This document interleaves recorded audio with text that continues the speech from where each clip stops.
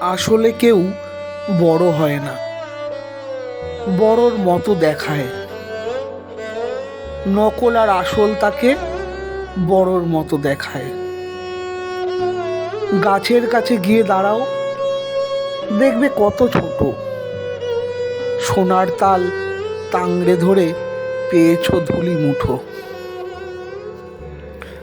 ভালোবাসার দিঘিতে কত করেছো অবগাহন, পেয়েছো সুখ দুঃখ আর ছলে ভোলানো দাহ।